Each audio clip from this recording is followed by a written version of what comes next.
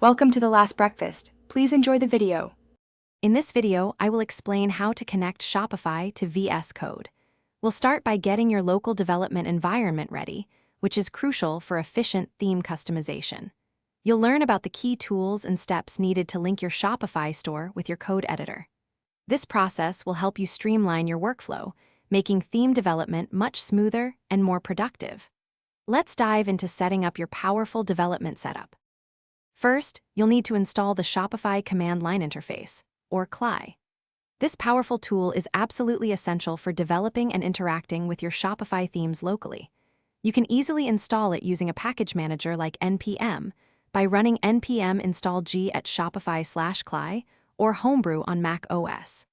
The CLI provides commands to create, serve, and deploy themes, making your development process much more efficient and integrated. It's your gateway to local theme work.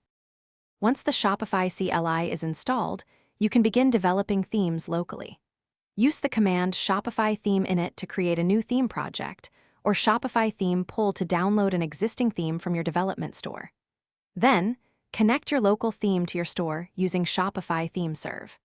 This command provides a live preview URL, allowing you to see changes instantly in your browser as you edit files within VS Code. It's a seamless way to build and test. After making your desired changes, you'll want to push your local theme updates back to your Shopify store. Use the Shopify theme push command to upload your modified files. Remember to always work on a development theme or a duplicate, never directly on your live store, to avoid disrupting customer experience.